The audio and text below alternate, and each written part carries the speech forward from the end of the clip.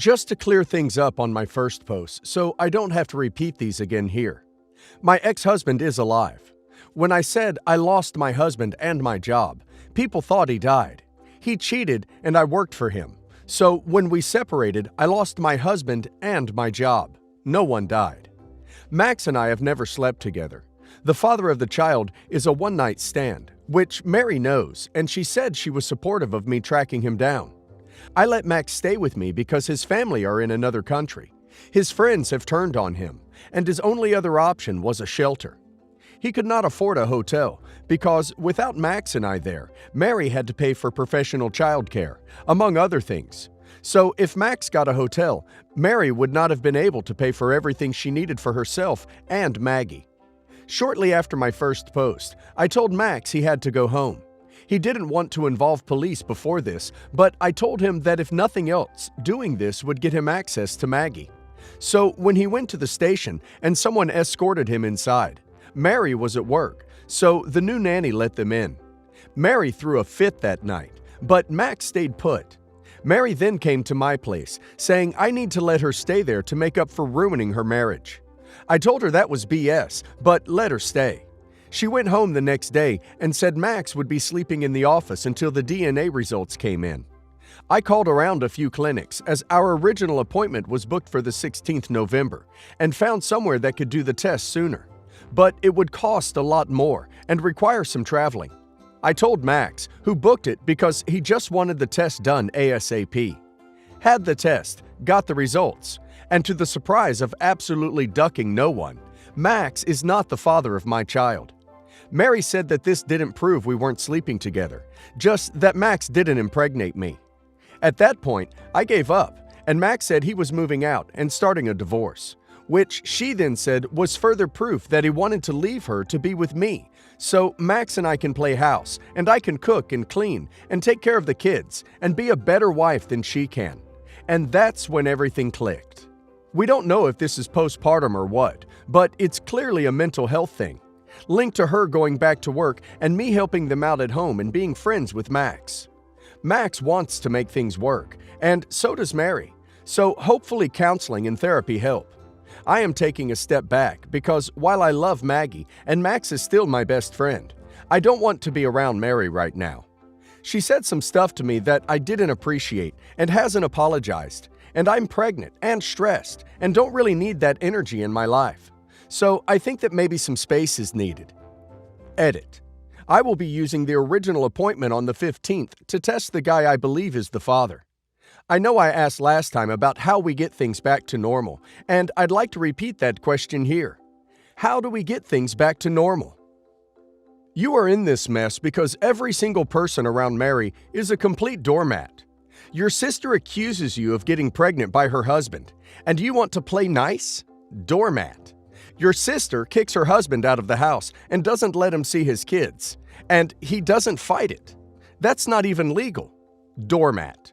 Your sister demands pretermal paternity test, an inherently risky procedure, assuming non-NIPP, for your unborn child, and you agree just to appease her? Good to know your sister's BS matters more than your child. Doormat. Your sister says the test results don't prove anything, and you just gave up. Doormat. Your sister shows up at your house, blames you for ruining her marriage, demands to stay at your place, and you let her. Doormat. Someone needs to put their damn foot down for once in your sister's life and not let her bully every single situation. Grow a spine and treat your sister like the brat she is. I was diagnosed with thyroid cancer earlier in the year. Since then, it has been an all-consuming battle. I felt like every inch of my being was reacting to this cancer. I gained over 50 pounds. My hair completely fell out with chemo, and I would throw up all the time. If I wasn't in immediate pain, I was depressed and didn't want to drag myself to a shower. The first time my husband saw clumps of my hair falling out, I was brushing it. He became very bitter. He changed from the guy who posted on Facebook urging family and friends to keep me in their thoughts, who said he was going to help me fight it together, to someone distant and angry. He tried to initiate S, but the scent of his cologne was enough to make me nauseous. When I'd express that, he'd turn sharply away. He'd wake me up to tell me I should wash myself. And I think he complained to our kids that he does everything and isn't appreciated for his efforts. We ended up going to therapy, and afterwards, he said he'd stop resenting me for the lack of S attraction if I let him outsource that part of the relationship. He makes good money and said he'd get a college student and it would never mean anything to him. That he'd compensate her and she would just be a S toy. I used to contribute a lot through my job as a programmer, but now I'm not working. I was afraid that if we divorced, I wouldn't be able to afford my cancer treatments, so I told him we could talk about another girl, but cried myself to sleep. My twin daughters, 22, are in college, and my son, 21, wants to go to school after taking a few gap years. He's currently living at home. I thought that my job as a mother and wife was to toughen it up for the sake of the marriage and family, so I sucked it up and let him go find someone. This week, he told me he found a 21-year-old, and it became real. I've been crying myself to sleep and feel even worse physically. I ended up reading texts from her to him, and he was saying to her that she should bring her resume and schoolwork to the hotel, and he'd help her with her econ homework. At that moment, I nearly threw up because I realized that she was younger than all my kids, and that means that my 43-year-old husband could have changed her diapers. And now he's acting like a parental figure to a girl he wants to have S with. I could never imagine sleeping with someone my kids' age because I'd see my kids in them. I confronted him, and he said just because he saw a kid in her, that S isn't connected to that perception. He got mad and said I wasn't giving him S, and how was he supposed to stay in a marriage like that? He knows I'd sleep with him if I could. I don't know what to do now. My 21-year-old son can see the tension in the house, and my husband and I used to not fight very much. But it seems that he's threatening divorce. What do I do? I feel like either action would just make my life a misery, make my kids unhappy. I hate myself for getting cancer and know I'll never physically be the same again. I'll never be the 24-year-old young mom who married her boyfriend and father of her kids again. I just thought that this would be forever. How do I manage this situation so that at least my kids get out with little to no effect on their well-being? Once you get better, leave him. People show their true colors when faced with difficult situations. You shouldn't be mad at yourself for anything. This is not your fault. This completely lies with him. Also, your kids are adults now. They're old enough to know what's going on. Plus, I'm sure you raised them to be responsible adults. Give them all the information and proof, and let them decide what to do with it. The truth will come out eventually, and they might not appreciate having information withheld from them, or the father might lie and give them false information. I think it's best to tell them. Me, 33 female. I'll go by Sarah. And fiancé, 30 male. We'll call him John for point of the post. Started seeing each other last year. We've known each other for a few years, and when we first met, it was through a group of friends and while we were both in other relationships. Both of us had really bad breakups, but remained friends. At some point in time, we decided to hang out, just the two of us, and turned into one of the best relationships we have ever been in.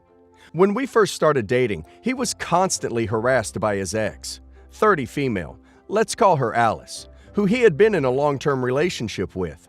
They broke up because she had cheated on him and refused to leave the place they lived, his parents' house. It got so bad that they had to have her evicted. Their signed paperwork. And she signed an agreement that when she left, she had to take everything she wanted then, because otherwise, everything she left was counted as abandoned property. When she left, John made sure she got an apartment and helped her out with the deposit. He also co-signed a car loan for her to make sure she had a reliable vehicle to get around in. She took some stuff, but not everything, and left the dogs with John. About a year and a half after they split was when John and I started dating. John was trying to set up times to deliver Alice's stuff to her, or for her to come pick it up. Alice would always blow this off because something always came up. It got to such a point where John would receive calls and texts at all hours of the night from Alice about all sorts of things, but never about setting up times to come get things. About 3 months into our relationship, I told John it had to stop. So I texted Alice to tell her we were going to set up one final time for her to receive anything, that she were to make a list of whatever it was she wanted back, and that we would negotiate an agreement to deliver whatever we agreed on. I gave her 2 weeks to come up with a list, and that when the list was submitted, that we would deliver things within 30 days of submittal on a date that worked for all parties involved. John added in that he didn't want her calling or texting anymore, that the only communication he wanted was about the upcoming exchange and then nothing more. We hear nothing out of her, nothing at all. The date for the list comes and goes without a single word. We try to text her and get nothing back. So we carry on with life. I start boxing up things John said he didn't want or things he knew were directly hers. Things like clothes, shoes, pictures, etc. And we put them in storage. About a month after the date we set and moved her things out, John and I moved in together. 2 weeks after I moved in, Alice starts calling and texting again. She's crying about how she misses him and she still loves him, to which he tells her to stop calling. She starts threatening him and goes as far as to text my ex, 30 male, we will call him Greg, knowing I have a restraining order against him. At that point, I suggested that John go completely no contact from Alice and that I felt unsafe. John agreed, and we did. 2 days later, I leave for work at 6:30 in the morning, and she shows up at John's door 10 minutes after I leave. She was drunk and refused to leave. John calls me panicking, but I told him I can't leave work to deal with this, that he needs to call the cops and force her to leave. John decides to throw a few boxes of her things in the yard, and she collects them and leaves. After work, I am still so upset about this, I call Alex and her boyfriend, 30 male, going to call him Devin, answers the phone. I tell him what's been going on, and he flips out. Alice has been telling Devin that she's been at work, but she was over at John's. I told him about how she tells John they broke up and etc., to which he hangs up the phone. She calls back a few hours later and asks if all of us could work together one last time and just get her clothes and simple things. We agree. We set a time. Once again, she blows us off. Alice blames me for ruining her relationship with Devin. I load up my car and tell her I'll drop off right now. She agrees, and I bring her 4 carloads of things to her. She starts crying about how she has nowhere to put it all, and I ignore it. I continue dropping things off in the driveway. I bring her 3 more and decide I'm done helping. I tell her I don't want to hear from her ever again. Since then, both John and I have blocked her and ignored any sort of communication attempts. We were told to get a restraining order, but I'm scared of the reaction it's going to get. I already got rid of everything else, and I just want to move on. Today, though, she calls from a new number, saying she's taking me to court over her stuff. John's worried he's going to lose his dogs because they did share them for most of their 9-year relationship. Both are registered to him, and all vet paperwork is too. She's claiming I kept her from getting her things, but I didn't. She didn't meet the agreement, and I gave up trying. What should I be doing to handle this appropriately? Should I just get the restraining order and try to ignore it, or should I be actively telling her to leave me alone? If she sues me and John, should John countersue for the car he co-signed on? I know you're not looking for this type of advice, but it sounds like John needs to grow some balls over his ex. He is leaning way too much on you. Seems like every time Alice interacts with him, he makes you the bad guy. It would be a good idea to have a conversation with him about setting boundaries and being more stern with her as well. I was concerned even about the breakup. He helped her find a place and everything. That wasn't his responsibility to do that. But it is to set boundaries and stick to them. It really sounds like you're taking on all the burden here, and this doesn't have anything to do with you. When I was around 8 or 9, it came out that my mom was having an affair with some guy that would come into town for business every few weeks or so. How they met is still a mystery to me, as my mom has never gone into details about what happened. What I do know is my dad figured it out because the timeline just didn't add up. This guy ghosted my mom when he found out she was pregnant, and it turned out he was wanted for tax evasion. So he's in prison for money laundering, scam, tax. My mom and dad wanted to save their marriage and were going to put the baby into the system. My aunt stepped in and took him off my mom's hands. Things were fine for a while before my aunt moved to New York. I haven't seen or heard from her since. She and my mom apparently had a major fight. Every second Christmas, my grandparents would fly out to spend with her. And every birthday for my half-brother, they'd fly out to spend with her there. We never spent holidays with my aunt. She always stayed in New York City and never paid us much mind. My grandparents died very close to each other this year, one of old age and the other of cancer. They've left everything to my aunt, and she's in the process of selling the house. Well, they've left it to my half-brother to be more exact. They gave me and my sister some money, but they left everything to my aunt to help my half-brother. My mom wants to sue my aunt because she claims my aunt is rich enough from her job. And now we have this issue of my mom wanting to sue my aunt for the inheritance. She wants to go see a lawyer on Monday, but I can't talk her down from how bad of an idea this is. So it was easy to give up her own child, but it's surprisingly difficult to let him have his rightful inheritance. She's a piece of work. Maybe she needs to hear from an attorney that she has no grounds to sue. It is likely she is in denial about why they may have cut her out.